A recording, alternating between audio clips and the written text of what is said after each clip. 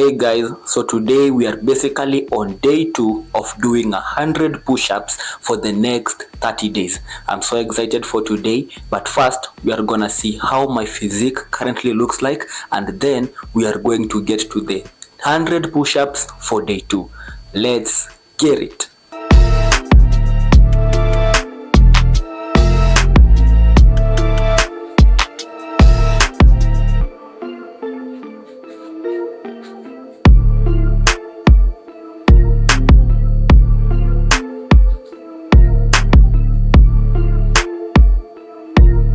So that is basically how my physics looks like.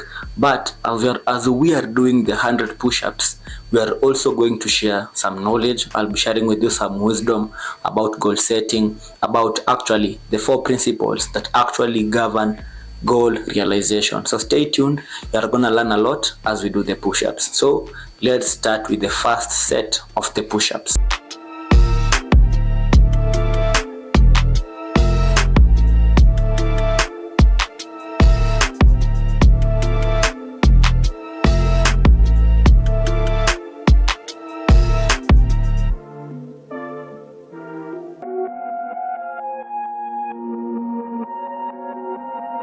So that was basically our first set. I like to do 30, then 20, then 15, 15, then another 20. Okay, but now it's time for some real talk, right? Okay, so I believe that before you can actually become spiritually awakened, this is now my own opinion, you have to undergo what we call self-improvement. So self-improvement is that point in time, that phase whereby you feel like you are dissatisfied with your current self, and what you really want to do is simply improve yourself so that you can actually become a better version of who you are, right? That is what we call self-improvement. And when it comes to self-improvement, I believe that there are many phases of it. You could, because self-improvement, it's just you picking those areas of your life that you really think need a bit of improvement. It could be social skills, it could be fitness, it could be whatever the area you want to improve. That's upon for you to decide. But I believe that every single day you need to have 3 daily wins, and the first daily win you need to have is what we call a physical win. So a physical win is whereby you incorporate some form of activity, some form of physical movement in the form of exercises or workouts. So this means that you need to optimize your body, to move your body a bit, because physical movement has a lot of benefits. I don't want to go into the benefits of doing exercises, because all of us know that exercise allows your body to function at its optimum level. So for physical movement, you can do, there are a variety. Just make sure you're doing some form of movement: running, jogging, cycling, swimming, etc, etc. Okay, so you can pick between weightlifting, is also a form of physical movement, very effective, or you could do body weight exercises. So for me, I don't really like lifting weights. I like to do what we call calisthenics. So calisthenics are simply body weight exercises, things like push-ups, things like dips, things like sit-ups, doing pull-ups. Those are my kind of exercises. So pick the one that suits you best, okay? But just make sure every day you're doing some form of movement, okay? That is the first win you need to have. Then we have the second win. So the second win is basically what we call a mental win. Remember, you as a being, you have like 4 areas of your life that you have to improve on a daily basis. And these 4 areas are what we call physical, mental, spiritual, and emotional. Okay, so once you have your physical win, then what follows is your mental win. So your mental win is you doing something like reading, learning a new learning something new, or even writing or journaling. So I always make sure that a day I always have books that I read, and I'm going to recommend you some spiritual books, some self-improvement books that you can start reading that will actually elevate your thinking and elevate you to the next level. But make sure you're either reading, either learning something new, or either challenging yourself, okay? So that is how you come about to having what we call a mental win. then we have a spiritual win. Very important. Now, when it comes to a spiritual win, this simply means that you've got to sit in silence or do what we call meditation or mindfulness. So this is whereby you sit in silence and you really focus on one single thing. This is very important because meditation actually allows your mind to calm down.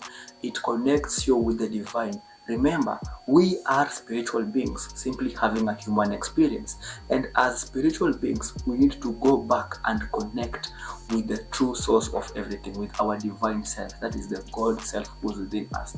So the moment you clear the mental noise, because it is the mental noise that takes you away from your own divine self.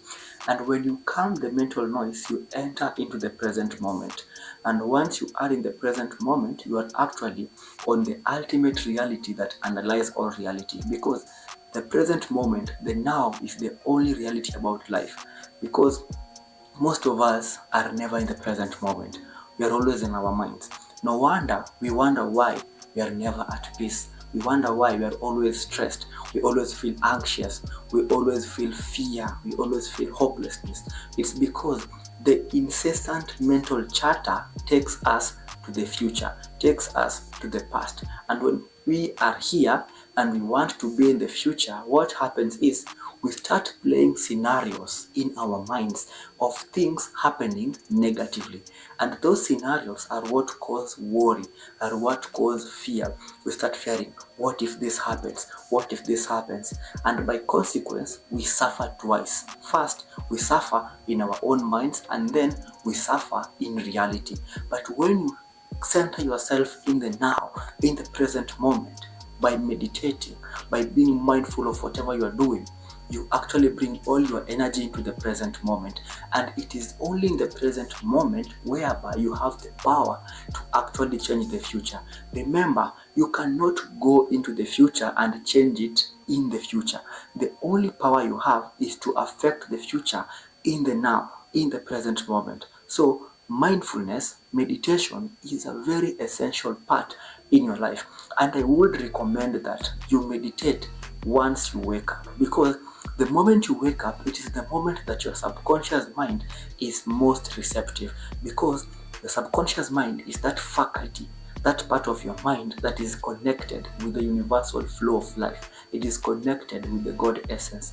And the moment you wake up, your brainwaves are very slow to the point whereby your subconscious mind is still at work. So when you meditate, the first thing when you wake up, you actually do a mind reprogramming, whereby for the better part of the day you will be concentrating on the present, because that is how you have started your day. So that is simply the 3 wins that you need to have.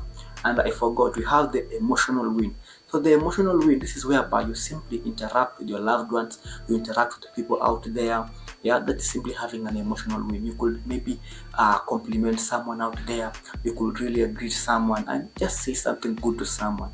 Because when we do this, we release endorphins. We release these good hormones that boost our productivity and boost our well-being. So those are simply the 3 wins that you need to have every single day to maximize your productivity. So guys, that is enough rest. Let us get to the second set of our today push-ups.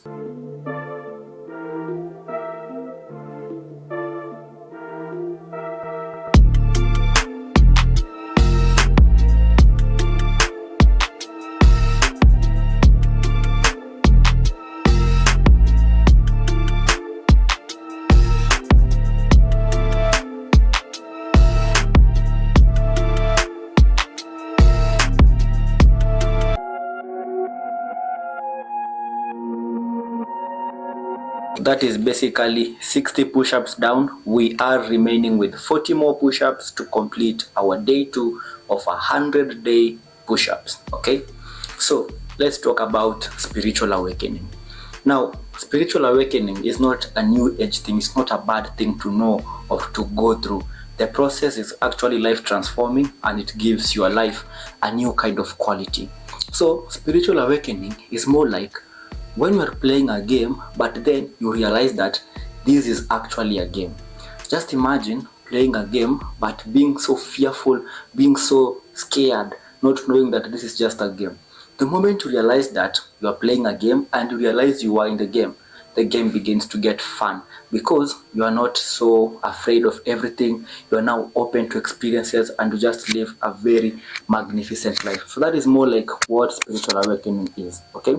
But now, in this game of life, which is what awakening simply means. So awakening is you now waking up and realizing that you are actually a player in the game of life. You realize you are not a character. You realize that you are not a body. You realize that you are not a mind. You are actually a spiritual being simply having a human experience in this human vessel. So you realize that life is just a game. And your main purpose in this life of game is to simply experience it to the fullest. Life has no purpose except that which you give it. In other words, life has no meaning except the meaning that you assign to it through your own experiences, right? So if you are not going through spiritual awakening, don't feel as if life is ending. Don't feel as if things are turning around and you are at a very bad place. Because the weird thing about awakening is that many people want to belong. They want to do what? They feel like they want to have other people on board for the experience to become great. So that is why many people now try to force their friends, their family to enter this journey. But that is not true awakening. When you simply awaken, you realize that there is no need to try and tell people that this is, to try and force them. You can share with them these kinds of videos, but you don't need to force your own ideas. You don't need to force your own realizations onto people. You just lead your life, and whoever sees your light shine bright, they will want to follow in your footsteps. So that is the good thing about awakening. But when you live in a world whereby most of the people are asleep, it could be taunting, it could be a new experience, you could feel isolated. But all these are the paths that an awakened soul must go through. Remember, in order for you to find yourself, you must go through that moment of solitude. Because when you are solitude, when you are alone, that is when you realize your true potential. That is when you realize who you really are. So you have got to learn how to be alone and not feel lonely. It is a skill. But so that's what happens with me. The moments that I am alone are actually the moments that I feel so fulfilled, because those are the moments I get to be my true self. I get to do the things that I love the most. So that is simply how awakening is simply about. Okay, so don't feel so scared about awakening. So let us do the next set, and then afterwards I'm going to introduce you to the first law of reality creation, or actually living this life as an awakened soul. I'll share with you the first law, but before that, let's get to the other set of the push-ups.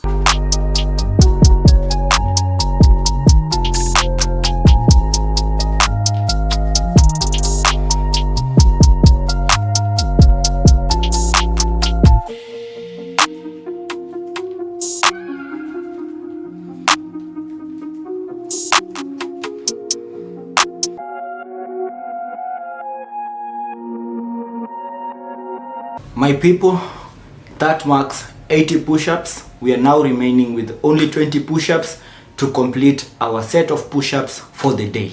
But before we do that, let me talk about the most important thing I had for you for today. So today, I want to address the first principle of what we call reality creation, and that is what we call the principle or the law of clarity. Now, in my life, if there is one thing I've come to realize is this: the moment I became clear about what I want, where I want to be, and who I want to become, everything changed. So once I became clear, and then I wrote down what I wanted exactly in details, it's like the universe found a way of giving me insights, of giving me ideas about how to get where I want to be. So you first need to get clear. You need to get clear. You need to have clarity of three things. And the first clarity that you need to have is what you want. And what you want could be what you want to experience, what you want to have, right? So it could be a variety of things that you want. But for you to test this principle, I want you to pick one thing that you want to have or obtain. Then once you know what you want, I want you to be crystal clear about it. Don't have vague things that you want. Don't say I want to be rich. Say I want to have a specific amount of money. Be clear, go into the details, right? So when you know what you want, the thing that follows, you write it down. Journal it down. Journaling is very important.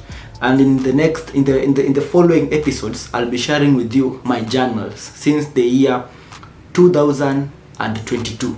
I've been journaling from 2022 and right now we are in 2025. I've been journaling for all those years. I'll be sharing with you the things I journaled, the things I wrote down, and I came to manifest them. And that is why I know what I'm talking about. And that is why I want to manifest even more things. Even this place that I am currently at, this house that I am in, as small as it might seem to many of you, it is something that I did not come to have easily. It is something which came through journaling, through putting into practice whatever it is that I'm sharing unto you. So these principles can be extrapolated unto anything which you want to have. So don't look at the background, don't look at the one who is speaking, listen to the message. And deep down, I know that you know what I'm talking about is true. On a deeper level, the spirit, the soul, knows how to discern what is true. You might not need proof. I might not need to prove to you all these things, but deep down you will know that what I am speaking about is the actual truth. So the first thing, you need to be clear about what you want, okay? Or rather say what you desire, because when you put the word want, it has negative connotations. Because when you want something, it implies to the universe that you do not already have what you say you want. And you cannot have what you do not already have. You can have what you already have, and that is a law also. It's like a principle, right? So write down what you desire to have or what you desire to experience. That is the first point. Journal it down, okay? The next thing to know about clarity is now, who must you become to get what you want or what you desire?